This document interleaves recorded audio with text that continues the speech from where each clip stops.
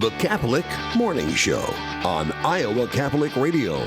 So wonderful to have you with us, friends, back here on Iowa Catholic Radio. It's Catholic Morning Show, and we hope you are having a wonderful beginning to your day. I'm Bo Bonner with Alexia Baker, Aidan Pugh, and Brady Grimm. Thankful that you're a part of the show with us. Let's turn now to our final interview of the day. Dan Russo is the editor of the Catholic Messenger. He's talking about with us a recent ordination of Father Alfonso Pizano. Dan, thanks for coming back on the Catholic Morning Show.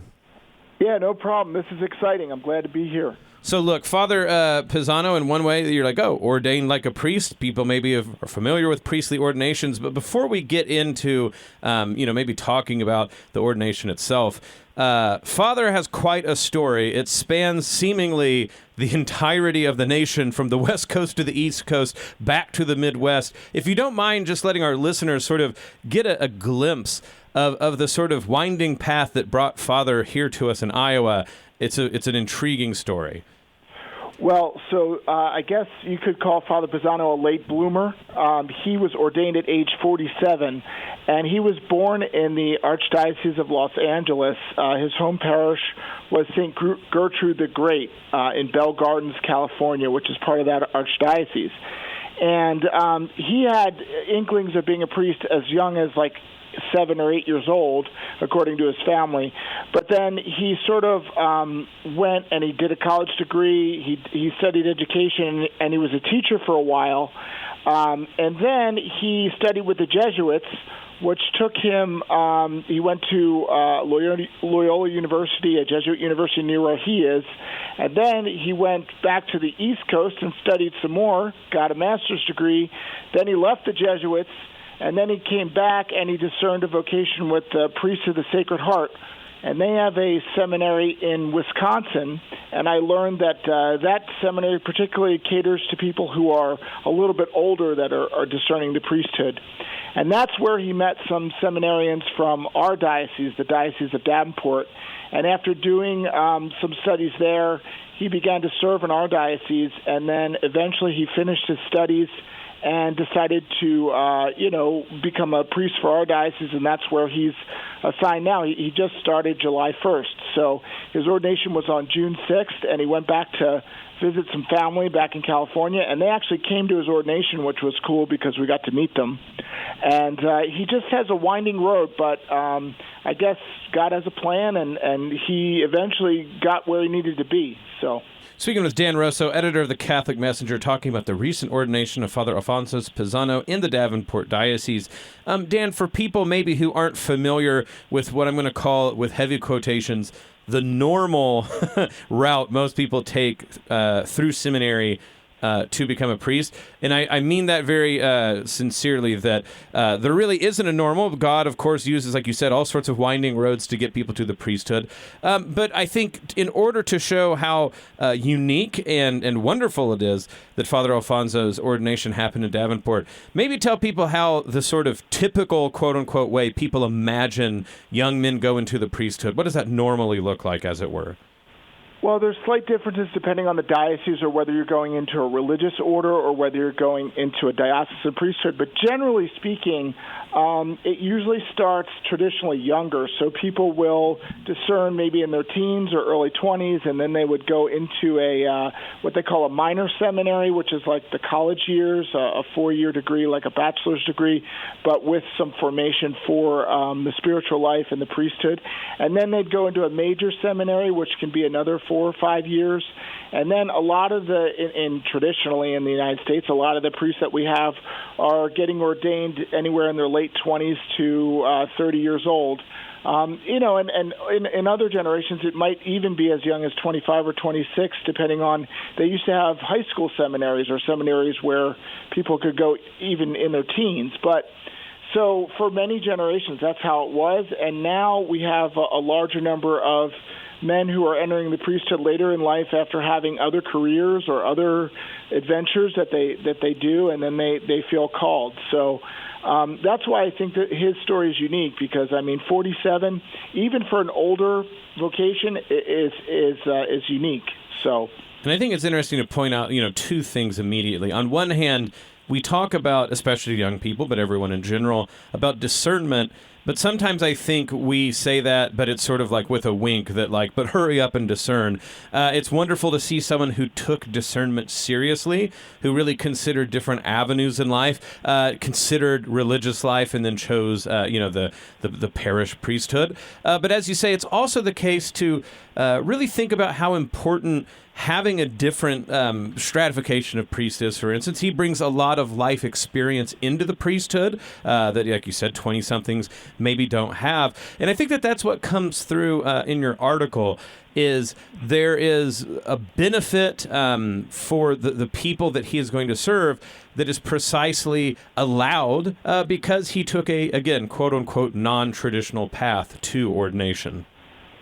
Yeah, I think you're right because, he was a high school teacher, and it doesn't get any more real than that. You're dealing with teenagers and the life of adolescents, so he's got that experience going for him. He also comes from a family where it's a blend of two cultures. There's the Anglo or European tradition, and then he's also from his father's side, has people who immigrated from Mexico, so he's bilingual.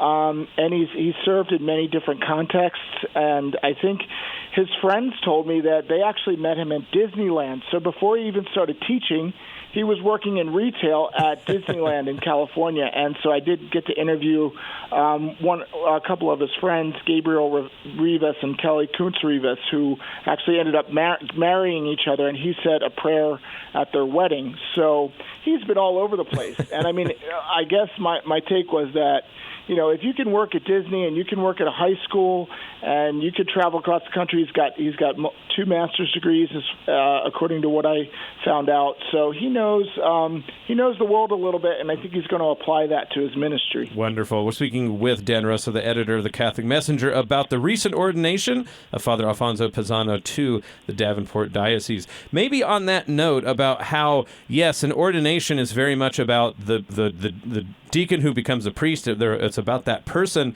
But your article does such a good job of talking about how many other people an ordination, as it were, intertwines together. Family, friends, the places where they're from, the diocese where he's at, the parish that he will end up at. If you can give people a sense about how the ordination itself allowed for this sort of blending of people and weaving their lives together, I think you do such a good job of representing that in your article. Well, thanks. Yeah, his ordination really did show the universal church. His family members were in the first 2 rows there, so they came as far away as California.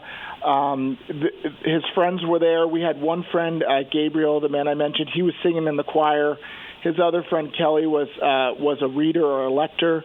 The seminarians for our diocese, they played all kinds of roles, serving Mass.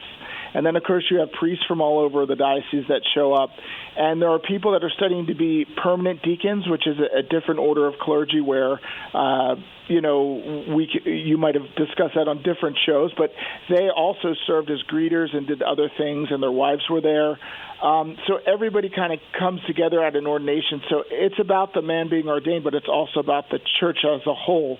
And so we got to see that as reporters. We had our team there covering it, and we got to talk to all aspects of what goes into the ordination and who's supporting. It's like a supporting roles for that.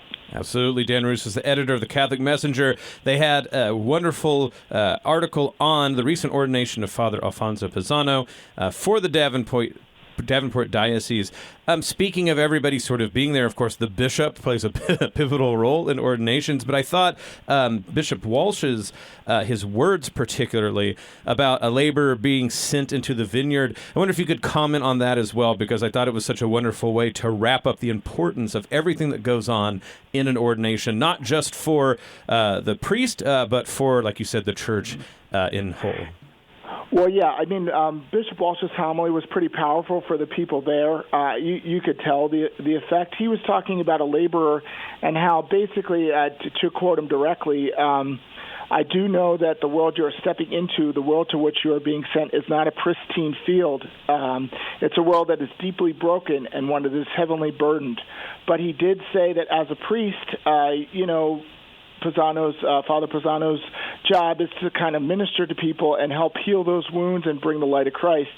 And I think the bishop's role was to obviously pass down from the apostles the ministry of the priesthood, and he did that. And then, of course, Father Pizano carried that on. And at the end of Mass, which I described in the article, is that one of the cool traditions of the church is that the new priest then blesses everybody. So you can line up and get a blessing from the new priest. So it's kind of playing it forward, And so you could kind of feel it was kind of palpable in a way. You don't get to go to that many ordinations, but when you're there, it's you could feel a bit of the Holy Spirit out there, and just a couple thousand years of tradition just coming together on that day. So I think that the bishop did a good job of encapsulating the importance of priests in today's world, where, it's not a perfect world, so we need priests. I mean, there's a shortage of priests generally, and for Father Pizano to come in and take on that role, I mean, it's a beautiful thing. Well, we're speaking with Dan Russo, editor of the Catholic Messenger. They had a recent article about the ordination of Father Alfonso Pizano for the Davenport Diocese. Before we let you go, as a newspaper reporting this news, it's one thing just to be able to say this person was ordained or here were the details, but to bring that human element and let people know, why is it that you think that this is such an enduring element of wanting to hear the stories about the people who are our priests, and especially something like ordination, where it's a pivotal event in the life of the diocese? Yeah, I think it was, one of the things about learning about priests is that you do learn that they are human beings. They have their own families. They have their own histories. And but then they're given this special calling where they are, as the bishop said, they're in the place of Christ or in persona Christi. And so they are flawed human beings, but they get, through the power of the Holy Spirit, the ability to do special work for God. And you see that at an ordination. You see the beginning of that, and then who knows, for decades to come, the impact of that day, that ordination day for the people in this diocese, is going to just keep going forward. So, it's good to know the stories of your priests, and it's been an honor to learn about Father Pizano and just the whole process that the church goes through when a new priest enters the ministry. We've been speaking with Dan Russo, editor of the Catholic Messenger, about the recent ordination of Father Alfonso Pizano for the Davenport Diocese. If people want to check out this story or just see what else is going on with the Catholic Messenger, where can they go find out more? Well, you can visit us at catholicmessenger.net, and there you can sign up for subscriptions, and we do offer articles there that you can read. And we're also on Facebook, so just check out the Catholic Messenger on Facebook or Instagram. Absolutely wonderful. As always, Dan Russo, thank you for coming on the Catholic Morning Show. Yeah, no problem. Have a good day. Listen to the Catholic Morning Show weekdays at 7 a.m. Central on the Iowa Catholic Radio Network, iowacatholicradio.com, or the Iowa Catholic Radio app.